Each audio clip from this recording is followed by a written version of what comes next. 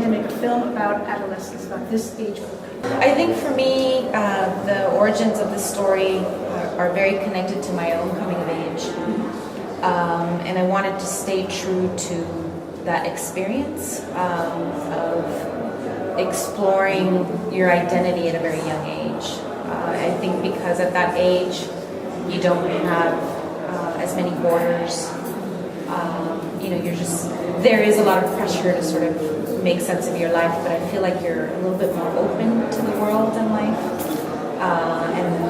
When people impact you very much and very profoundly at that age. And I think that a lot of times the experiences that we have at that age end up,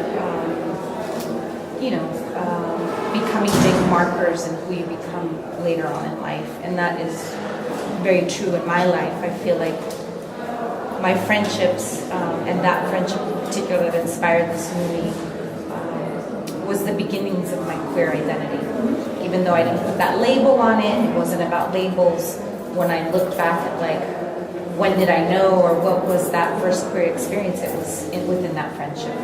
And so I think a lot of young people experience queer feelings and queer identity at a very young age. And so I wanted to ask you about the filming style. I am a very visual person. When I start writing, I am already incorporating visuals. And cinematographers are very drawn to that. In me as a director is that I am very visually driven, and that a lot of my writing cinematographers can see. So when I work with her, she already saw the visuals, and we would start from the script and the ideas that I have and build from there.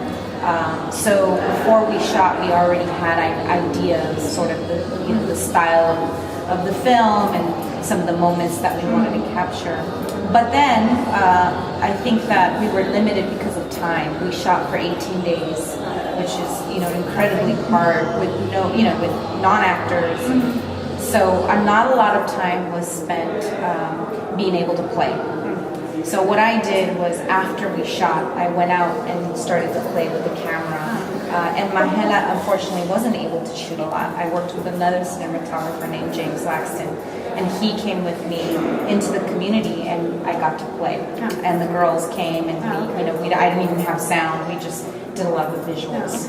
Film about a story about love and friendship. I think there was also a part about solitude. It is, being young is a very lonely experience that I did want to capture.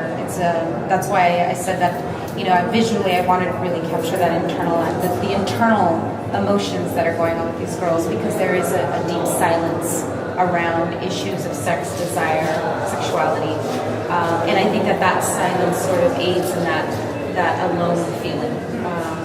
So that was part of trying to really build on that mood of feeling that loneliness, but at the same time, how even though we are feeling lonely, we're all very much connected, and how it is important for the family to pay attention to their young people, to their children, so their children don't feel so alone and having to make these big life decisions on their own. And when they can make it, and in this case, with Mari, these are very hard decisions that she makes, and if she had communicated with her mom, maybe it would have been a different decision.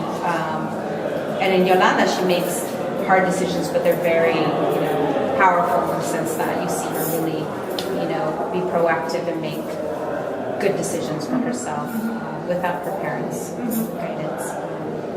So very much the loneliness was about capturing the mood and playing on the silence around desire and sex and sexuality in our communities, especially communities of color, especially Latino